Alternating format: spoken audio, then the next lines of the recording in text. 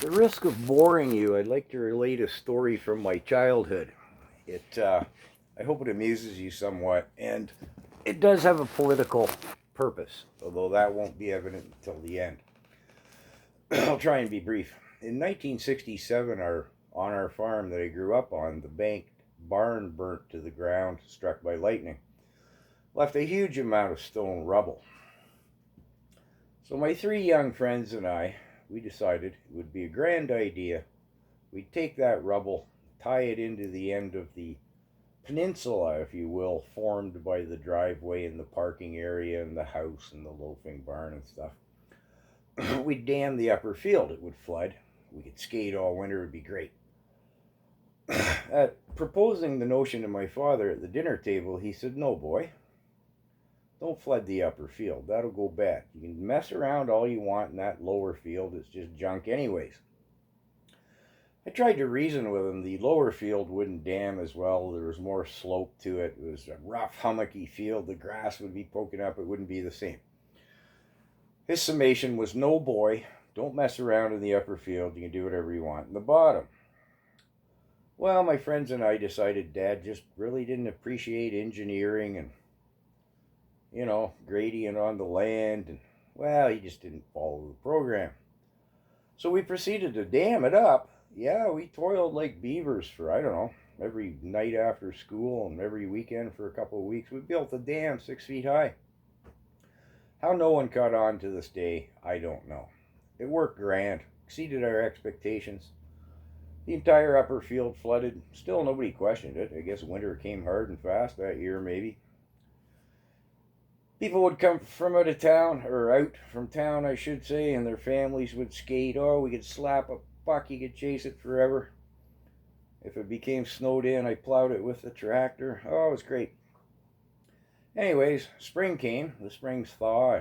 My cronies and I, we were admiring all this. It exceeded our expectations by far. We were trying to figure out how to engineer a diving board into the dam, dugout canoes, huckleberry fin rafts. We'd go down to Fairy Lake and get baths and stock the lake. Oh. Still, nobody noticed this dam. I don't know. And the driveway and the parking area began to turn into a quagmire. Cars would sink, to tow them out with the tractor. Still, nobody caught on. I don't know. We were still, we were actually building the dam higher. I came home from school one day and Mother latched onto me by the ear, and I think it was about only twice I ever heard her curse in her life. She hauled me in. The front basement had flooded to within 2 steps of the kitchen. Her preserves, some cabbages and potatoes left over from the winter were floating around, and it had mapped out the electricity in the house because the fuse panel was down there. Did I mention earlier we were like 6, 7, no more than 8 years old when we did this? And we were a normal herd of little boys,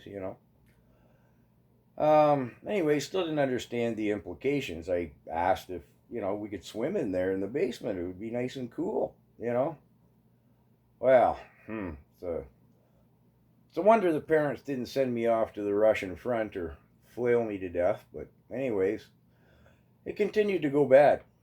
It wiped out the septic system on the farm. I remember distinctively it cost Dad $5,000 in, I don't know, 1970, $71. They decided to not replace the septic bed, but to hook out to the street to the sewage system in the town. This required a backhoe, a bulldozer, multiple loads of sand to be brought in because the grade out to the road was such they had to bury the line so it wouldn't freeze. Excuse me. Me and my 3 little buddies, we thought it was great. Oh wow, equipment, whoa, sand. So the equipment left, everything was done. Again, I hadn't been sent to the Russian front and hadn't been flailed to death. So we were out there with our Tonka trucks on this big, 100-yard long mound of sand. And we decided, with our little Tonka trucks, we'd build a road system, a whole, we'd have causeways. We figured out we had to line the ponds in the sand with plastic so the water wouldn't just drain through. We had wheelbarrows. We had everything out there except the farm tractor. You know, every pick, every shovel, every hoe. We were about halfway down and going along great. We had our tasks delegated. I won't name the other boys to protect the interest, or the innocent, I should say. One guy was in charge of ponds, one was in charge of bridges, one was laying out the engineering, whatever the case may be. Dad came along and lost it on us. You know, he hadn't built us a $5,000 sandbox, lost his cool, kicked some of our building materials, our causeways apart, and lost it, put every damn tool back where we found it. You know, big heavy scene. As he was storming away, one of my buddies, you know, he said, "Your dad just doesn't get it, does he?" And we were all like, "No, he just doesn't. No, he doesn't seem to get anything really." And so I come to the political point of the story. This is our mentality at 7 or 8 years of age. What do you want to call this? Our level of cognitive reasoning, our awareness of mortality, self-mortality, self-preservation. I mean, not what one would call a series of mature decision-making processes.